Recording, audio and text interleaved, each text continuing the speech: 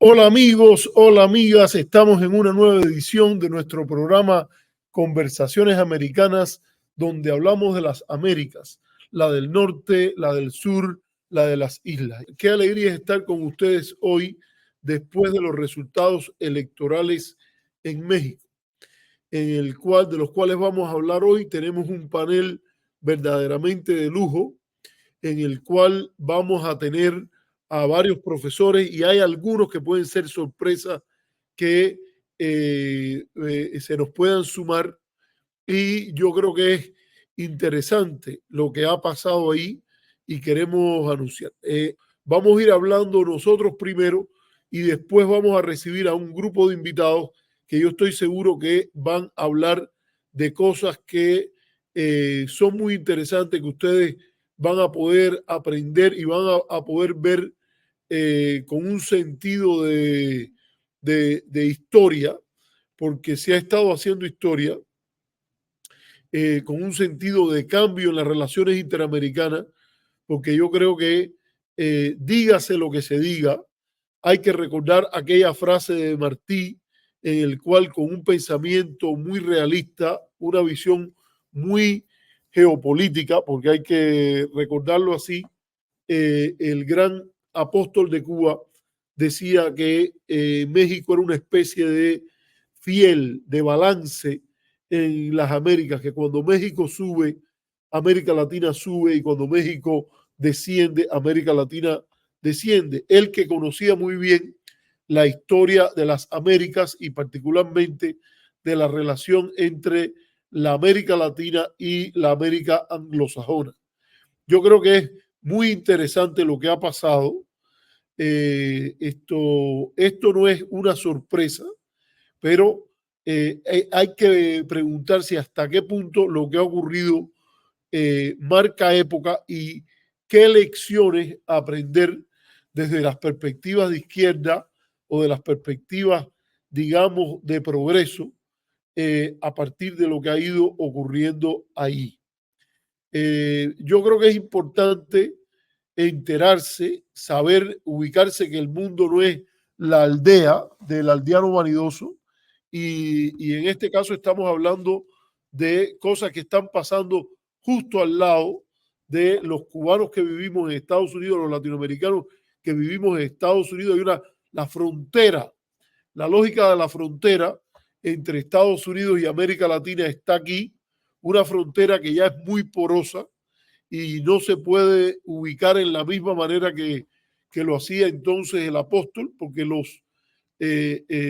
latinoamericano rebasa el contexto del borde de lo que es el Southwest de los Estados Unidos y que fue en una época el noroeste de México, y hoy hay latinos en todas las partes de los Estados Unidos, y dominantemente el grupo latino más grande que hay en los Estados Unidos son los mexicanos americanos. A veces uno se pregunta, porque cuando uno ve, por ejemplo, que los cubanos americanos en ocasiones han tenido hasta 3 senadores, pero comparado con el poder en términos de número demográfico que tiene el mexicano americano, el grupo, por ejemplo, cubano americano, ya en estos momentos, por ejemplo, los centroamericanos son más que los cubanos americanos.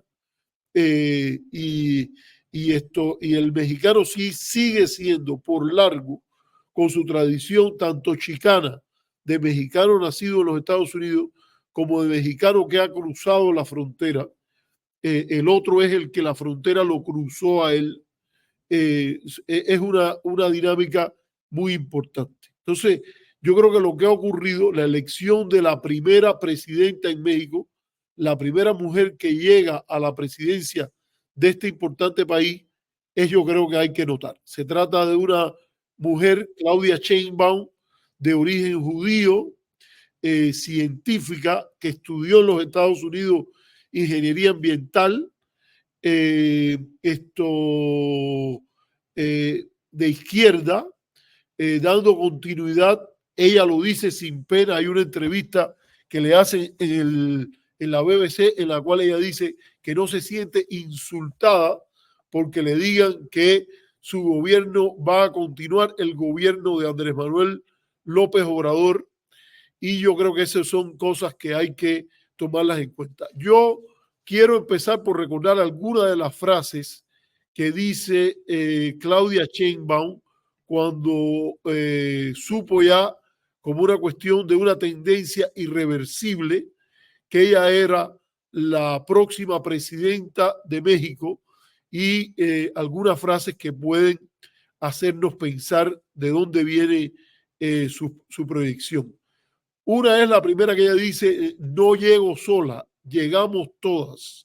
Es una de las frases que yo creo que se ha destacado en sus declaraciones al convertirse en la presidenta. Tiene un volumen de votos que vamos a ver, porque el Instituto Nacional Electoral, el INE de México, prestigiosísimo en la observación electoral, en el conteo, fue un gran cambio político en México. Está un famoso trabajo de Andreas Scheller, un gran estudioso de la política mexicana, que ya en 1997, a partir de los cambios políticos, pero también los cambios en el sistema electoral, en el sistema de conteo, en medio del periodo del sexenio de Ernesto Zedillo Ponce de León, Andreas Scheller escribió que dijo: las condiciones están dadas para que se pueda dar una alternancia política en México. Y eso mucha gente puso el grito en el cielo y dijeron: ¿cómo este hombre va a decir esto? Un alemán que vive en México, etcétera, etcétera, etcétera. Y llegó el año 2000 y se produjo la primera alternancia después de 70 años de gobierno de partido dominante por el Partido Revolucionario Institucional, el muy conocido PRI, que no siempre se llamó PRI. Hubo una época que se llamó el Partido Nacionalista, Partido Nacional Revolucionario, en la época de que lo funda el jefe supremo, Plutarco Elías Calle. Viene el maximato tras la muerte de Álvaro Obregón, y llega entonces el general Lázaro Cárdenas al poder, a quien lo ven como una especie de controlado por Calle, pero que se libera y llega al momento de mayor profundización de la Revolución Mexicana. Hay mucho debate sobre esto, sobre cuán importante fue el nacionalismo revolucionario del momento. Hay trabajos que dicen que solo fue en el área del petróleo y otros que dicen que llegó mucho más. Basta leer algunos de los artículos importantes que han salido en la revista Estudios Mexicanos, donde, por ejemplo, se habla del caso de Nicanor, creo que se llamaba Nicanor Mujica, que es otro de los ministros que tiene el gobierno de Cárdenas. El nacionalismo, que aunque no llegó a la nacionalización total como la del petróleo, pero habla de, por ejemplo, en las compañías telefónicas, la unión de todas las diferentes inversiones que habían ocurrido ahí.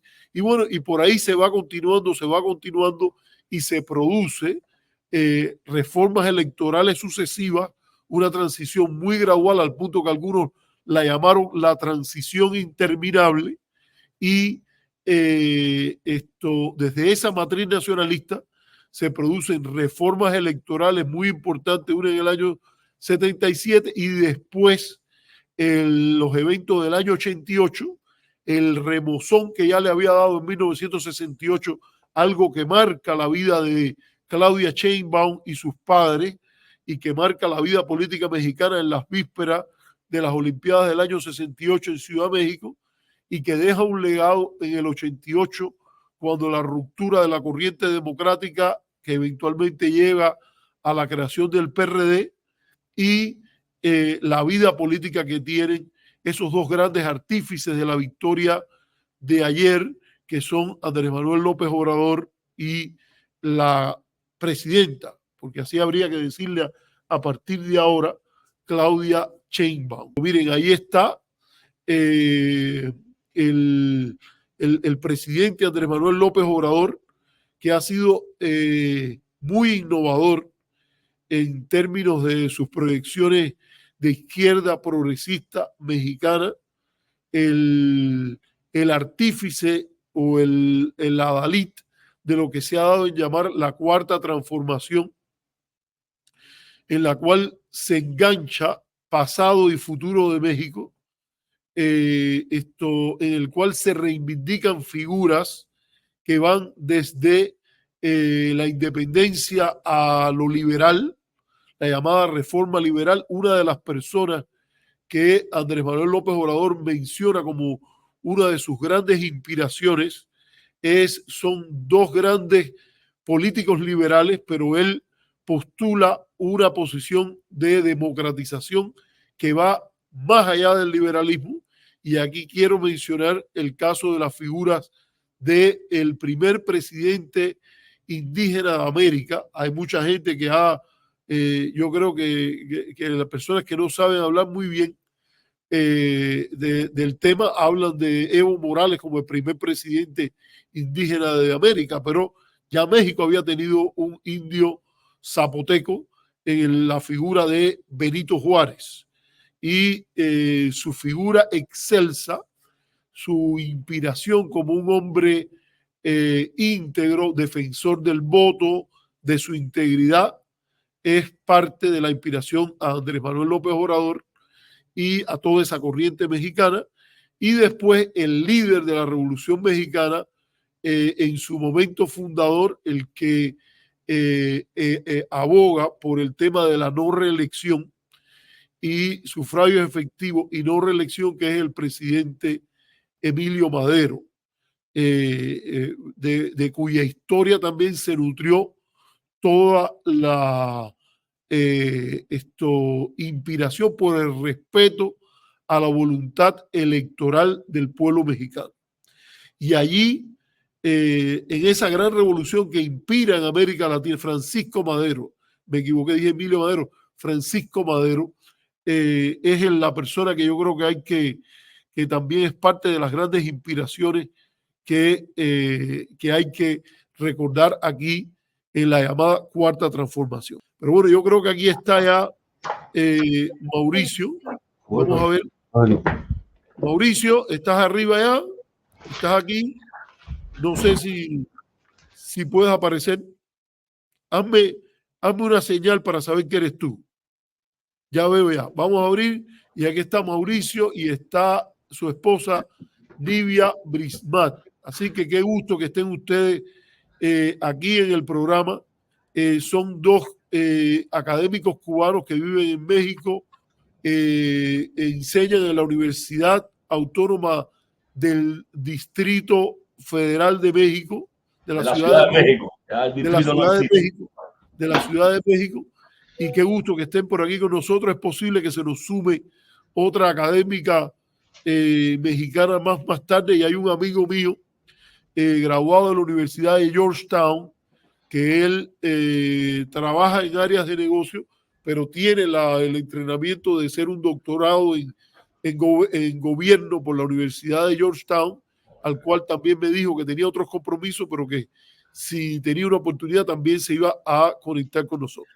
Bueno, Mauricio, qué gusto que tú y Nivia estén aquí, y como la cortesía de género obliga, y hay una presidenta que ha dicho que no llegó sola, que llegamos todas, déjame preguntarle a Nivia qué ella cree de lo que ha pasado, cuán histórico desde tu perspectiva es esta victoria de Claudia Sheinbaum en el contexto mexicano. Ay, buenas tardes, Arturo, buenas tardes. Me da mucho gusto compartir contigo, con todo el auditorio tuyo.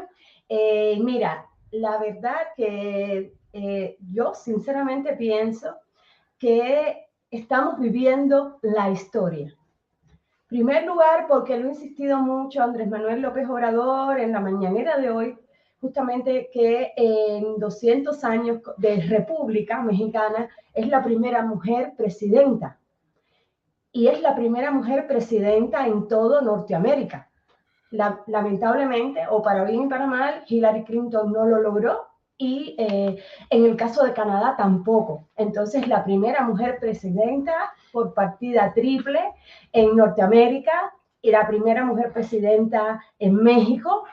y una persona que declaró ya ampliamente, lo ha hecho, toda la vida lo ha hecho, una persona seria, trabajadora, inteligente y que va a gobernar con perspectiva humanista y para todos. Estoy muy contenta y desde anoche de verdad estoy que doy brinco. Fue muy emocionante todo, muy emocionante. Bueno, déjame decir que lo que he leído de Claudia Sheinbaum es muy emotivo. Se habla de que cuando el tema del COVID, y quiero recordar esta historia porque la sacó del periódico El País, ellos mencionan de cómo cuando el tema del COVID golpeó fuertemente a la Ciudad de México y ella era la gobernante de la ciudad, ella se dirigió a un puesto de mando donde estaban tomando llamadas por la situación que había en los diferentes recintos hospitalarios de la ciudad y un señor de apellido Merino, que ahora no recuerdo cuál era el cargo que él tenía, pero tenía un cargo ahí en la ciudad, él decía, y lo cuentan con que el hombre lo decía emocionado, casi a punto de llorar, que cuando él llegó y después que ella lo llamó, y empezó a aplicar el procedimiento de emergencia, que cuando ella lo llamó y él llegó, ya ella estaba allí desde temprano en la madrugada y estaba, en lugar de dirigiendo,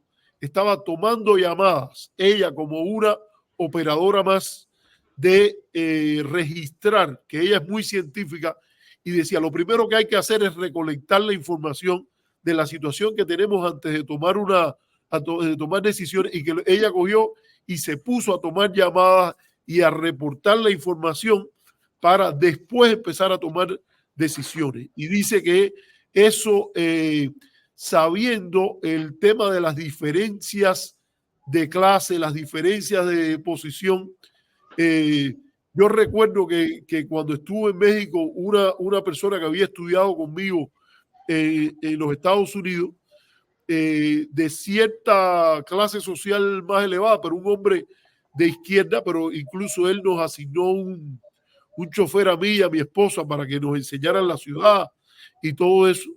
Yo sé que le fallé porque no lo fui a ver ustedes allá esa vez en esa visita, pero me sorprendía que para todo, cada vez que el chofer se dirigía a mí, me decía, doctor esto, doctor lo otro, doctor lo otro. Y a mí me parece tan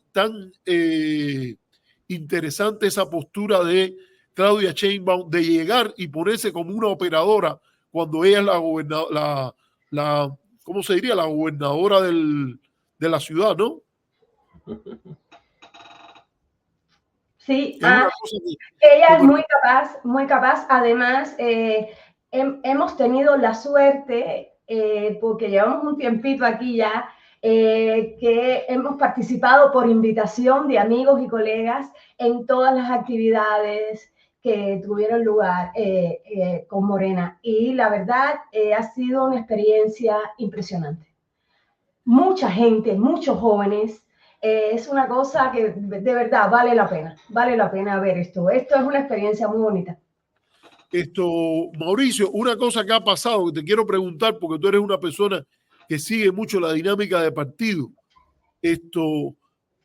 Morena se enfrentó a la unión de los tres partidos tradicionales y los números son apabullantes.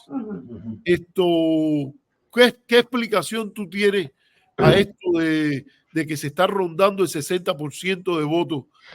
Andrés Manuel López Obrador ha hablado de un plebiscito parece que fue. Sí, yo creo que sí. Bueno, voy a agregar una cosa. Claudia Sheinbaum no solo es la primera mujer presidenta de México, sino que es la primera mujer después de la Revolución Mexicana que no inicia su vida política en el Partido Revolucionario Institucional, en el PRI. O sea, Claudia es el reflejo de una nueva época y es el reflejo de una nueva socialización política que viene efectivamente de toda la lucha política en la democracia mexicana por la inclusión, por superar eso que has mencionado, que es el clasismo, la falta de acceso, los temas de la injusticia social, que primero empezó como un proyecto, yo creo que de modernización que acompañó el neoliberalismo, que fracasó. Ahí hay que mencionar el tema de la alternancia, y después con el auge progresivo y la ampliación de las izquierdas. Y eso es lo que hemos visto, o sea, hemos visto que en esa lucha, de que lleva ya casi 50 años, pues hay una consolidación de ese proyecto de izquierda que ha puesto como principal objetivo del proyecto político de la nación los problemas de la desigualdad y de la injusticia social en términos de inclusión. Y esa para mí es la lección política. Creo que lo que el retroceso o la hecatombe para la derecha es que la urgencia, la necesidad de actualizar sus proyectos políticos. Hicieron una campaña muy negativa basada en la descalificación de las acciones del gobierno, usando fake news, usando todo esto que está muy de moda ahora, ¿no? Toda la cosa del bullying hacia el otro candidato, más que una campaña sobre la base de poner una apuesta para un proyecto, aún que tuviera tinte liberal o menos de izquierda, pues no importa, pero yo creo que esa estrategia falló.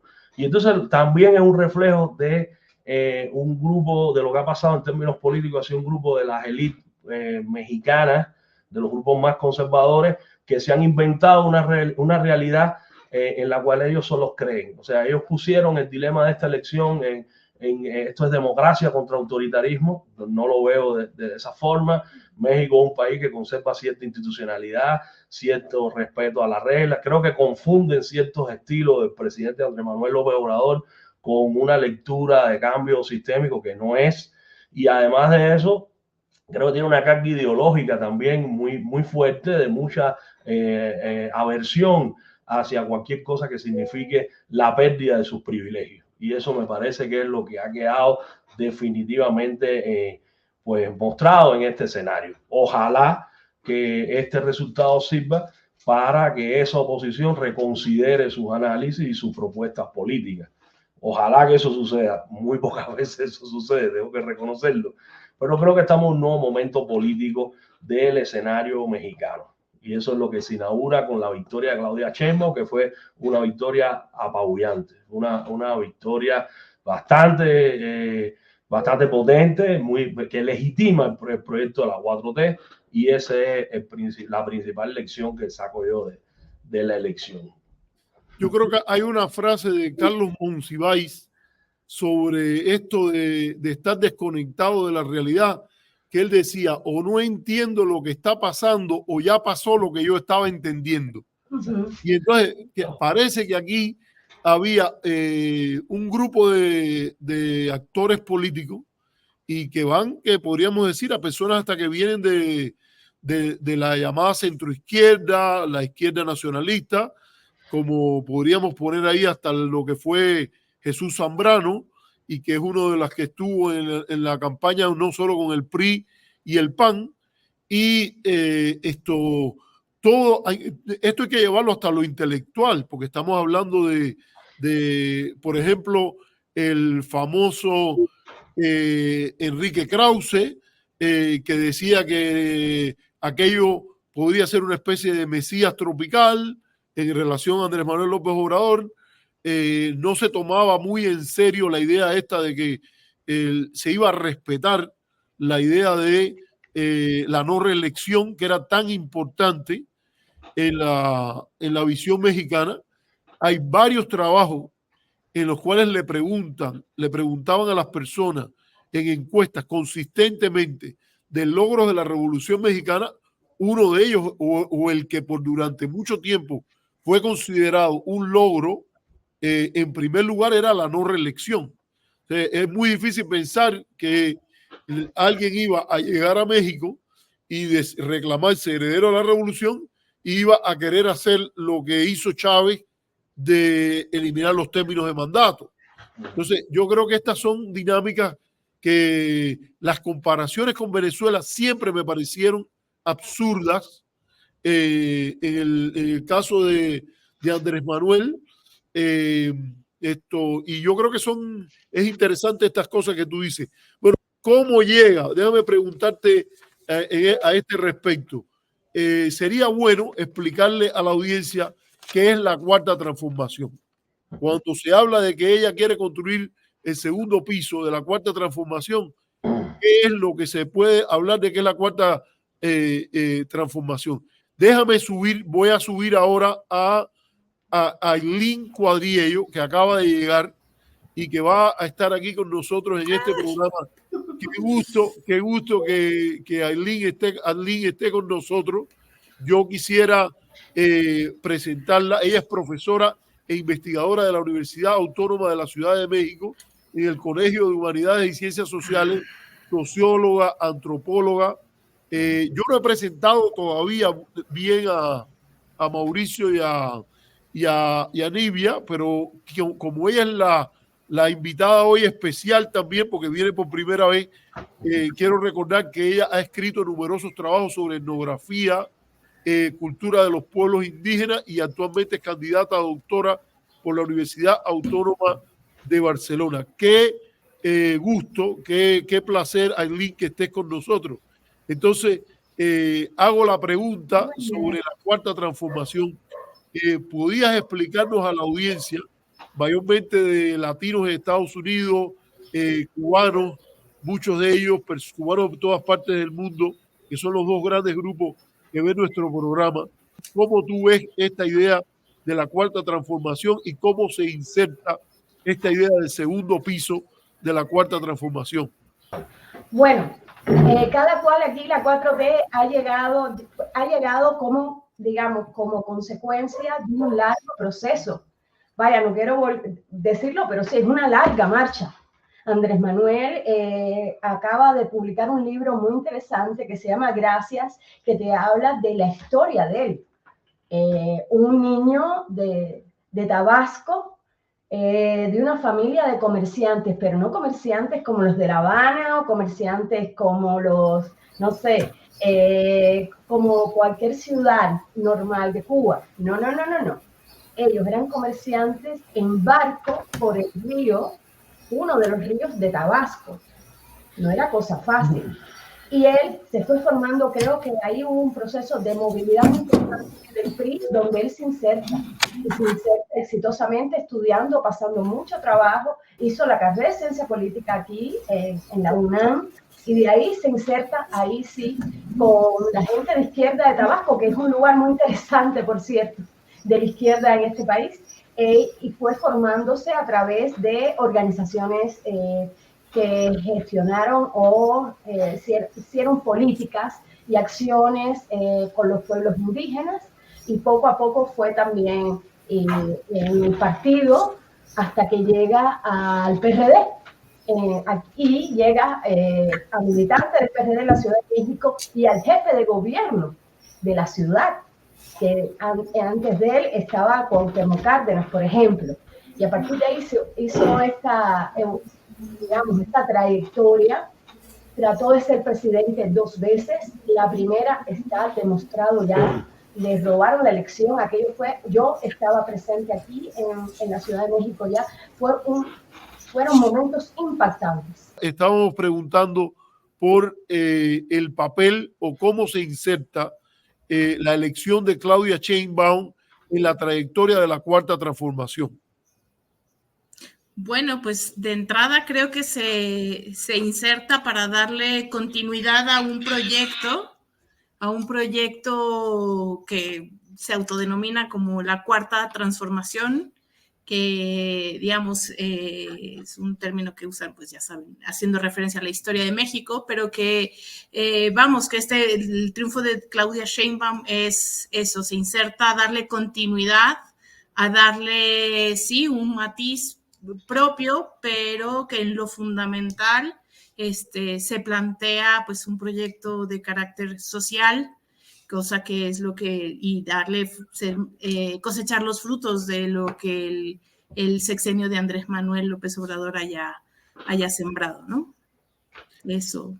Estaba diciendo, como un dato interesante, Mauricio, que Claudia es la primera, no solo la primera mujer, sino la primera presidente electa que no inicia su labor política o su vida política en el Partido Revolucionario Institucional, como una curiosidad importante en torno a la figura de Claudia Sheinbaum. Nivia nos estaba contando de la trayectoria política de Andrés Manuel López Obrador. Ella estaba hablando del crecimiento de su figura desde Tabasco. Yo quería agregar, porque esto lo conozco de haber leído la biografía de Andrés Manuel López Obrador, que él ilustra en alguna medida el pluralismo que significó el régimen de partido dominante del PRI, porque Andrés Manuel empieza en el PRI, pero bajo la figura de un gobernador, incluso fue secretario general del PRI, pero con ideas más a la izquierda, que era Enrique González Pedrero. Entonces, quería que tú me hablaras un poco, si puedes, de cómo llega la formación de Claudia Sheinbaum, que la hace también en ese sentido el inicio de una nueva época. Bueno, sin duda es que yo creo que si todos nos emocionamos mucho en el 2018 con el triunfo de Andrés Manuel López Obrador, creo que el triunfo de Claudia Sheinbaum es, personalmente, lo considero doblemente significativo, justamente porque es la primera vez, no solo que una mujer, que eso ya es muchísimo, llega a la presidencia, sino es una mujer que nace y se desarrolla en la izquierda, pues más izquierda y militante de la historia moderna del país, ¿no? Desde los movimientos estudiantiles en la UNAM en el 88, desde el 86, perdón, bueno, Claudia viene de ese origen, ¿no? De los movimientos de izquierda, pues más de izquierda, que no es igual a Andrés Manuel, ¿no? Y en ese sentido, pues para un sector de esa izquierda en México que siempre fue como muy militante, pero siempre derrotado, hoy me parece que es un triunfo inigualable, ¿no? Es una mujer, sí, es la primera vez que tenemos una mujer presidenta, pero además esa mujer es de izquierda desde el origen, y eso es, bueno, evidentemente es una nueva era en la historia de este país. Qué bien, qué bien. Bueno, Mauricio, ¿tú quisieras agregar algo a esto? No, sí, yo concuerdo, y efectivamente, si uno ve la trayectoria de la misma Claudia, que nace de las luchas estudiantiles, universitarias, después se incorpora a diferentes proyectos que terminan en lo que fue el Partido de la Revolución Democrática. Digo lo que fue porque hoy sigue existiendo, pero está, como tú habías dicho, en esa alianza contra natura o antinatura, depende del concepto y de la perspectiva de género que uno tenga, con otros partidos que significan totalmente lo contrario a cualquier aspiración de izquierda, ¿no? Que son el PRI y el PAN en ese sentido.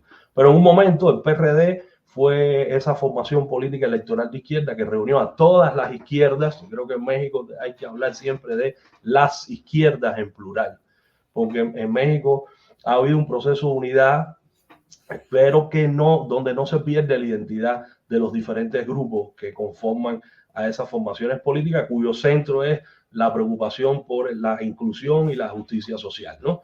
Y el bienestar social, entendido como ampliación del acceso, como ampliación a los servicios públicos, como transformación y asentamiento de la vida pública, política, que a lo que tú preguntabas, como qué cosa es la cuarta transformación. La cuarta transformación es un proyecto de adesentamiento de la vida política que pone como principio la austeridad de los servidores públicos, la claridad en las reglas que la política debe establecer en su servicio a los ciudadanos, y que también pone como centro los programas de transferencia hacia aquellos que son más vulnerables, hacia aquellos que son más desventajados, como el caso de los pobres. México es un país con un 38% de la población en situación de pobreza. Por cierto, bajó en el sexenio de Andrés Manuel. Antes esa cifra era entre un 6 y un 7% más alta. Eso es una de las cuestiones que ha generado la 4T. Y entonces, en ese proceso, digamos, pues la permanencia y la trascendencia, como decía Arlene, de una figura política como Claudia, efectivamente representa quizás a los sectores más identificados con las luchas sociales, y no vienen de esta fragmentación que generó el priismo, ¿no? O el PRI como partido nodriza.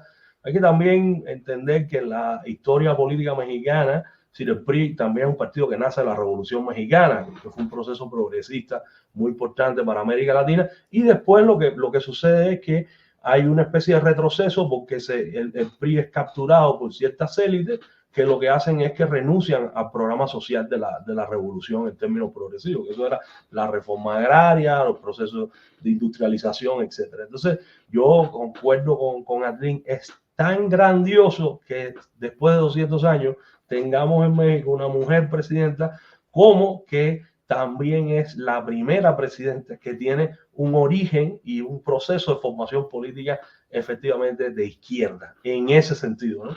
Porque yo creo que también todas esas categorías son relativas. O sea, sobre todo en América Latina, donde la persona que condujo, que orientó el primer proyecto de revolución socialista era hijo de un terrateniente, ¿no? En el caso Cuba. Sí, claro. Entonces yo creo que todo eso, pero efectivamente, yo creo que eso es bien importante. Mira, una cosa que quería preguntarte, porque ya tú mencionaste el tema de la pobreza y el tema de la desigualdad.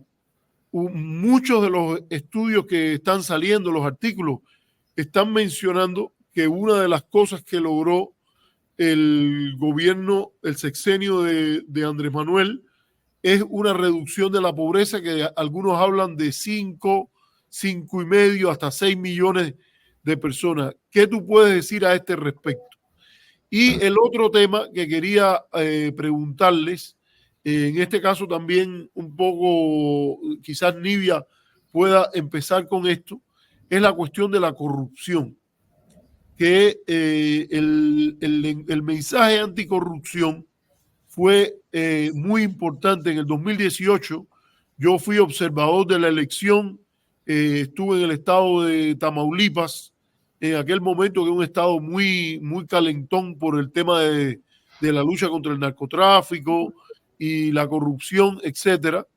Y yo recuerdo que ese era un tema que impulsaba mucho, hasta el punto de que sectores del norte mexicano que habían sido tradicionalmente panistas se identificaban con el movimiento de Tatiana Cloutier hacia el apoyo a la Cuarta Transformación.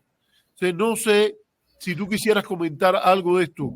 ¿Cómo va esta idea de adesentamiento, de enfrentamiento a la corrupción, de austeridad republicana, que era uno de los temas que Andrés Manuel mencionaba con frecuencia? Empiezo por Nivia y después circulamos. Bueno, yo creo es que hoy yo estoy muy impactada, porque hoy, no sé si Adlín pudo verlo, hoy la mañanera estuvo de rompe y raja. A mí me impactó, yo todavía el corazón me sale, porque son cosas, más allá de algunos emotivos y demás, cosas que te ponen a pensar de nuevo. Y eso Andrés Manuel lo ha logrado siempre, ¿sí? Está en nuestros corazones, por eso. Pero dijo una cosa muy importante, de pensar las cosas de otra manera, y habló también de la importancia de luchar contra la corrupción. La corrupción vista como parte cultural, estoy casi refiriendo a lo que él dice, como parte que se había hablado desde siempre, ese México bárbaro, ese México profundo, ese México corrupto. Que la corrupción era normal, natural en la vida mexicana, que el que no tranza no avanza, ¿sí? Por ejemplo, y una serie de dichos y hechos que yo la verdad no me acuerdo bien, pero bueno, eran muy simpáticos, pero tiene que ver con que hay que hacer las cosas corruptamente para llegar al camino final. Uno, lo que no sé si a ti te tocó cuando estuviste acá, pero bueno, aquí pasaba, no pasa mucho ahora, pero pasaba que hasta con la policía, el policía no te agarraba el dinero, te llevabas una luz roja. El policía no te llevaba el dinero, pero te daba la carpetica para poner el dinerito ahí. Entonces, una cosa que era vista como natural.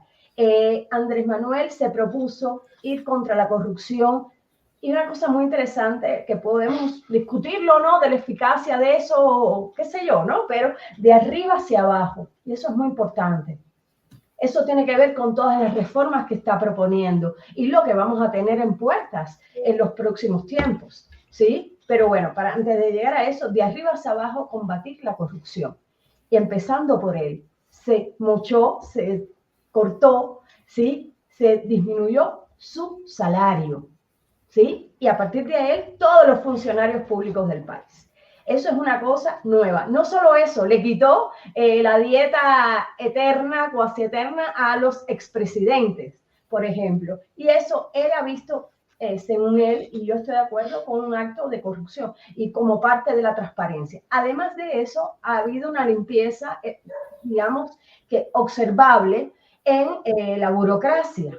En algunos sectores ya todavía no llega, es bastante complejo. México es un país grandísimo, complejísimo, diferentísimo. Y bueno, por supuesto, los dichos y los hechos del norte, como tú bien decías, que con una cloutier se pueden resolver, digamos, es más fácil. En el sur se convierte en algo muy difícil por los usos y costumbres, etcétera. Pero ya la lucha por la corrupción, que sea por la transparencia, ¿sí? Como parte de algo que llamamos gobierno, es muy importante y es la primera vez que se dice explícitamente, y con la figura de él, Andrés Manuel es una persona en que uno confía. Te puede gustar o no lo que dice, te puede gustar o no su ideología, pero que es honesto, nadie lo discute.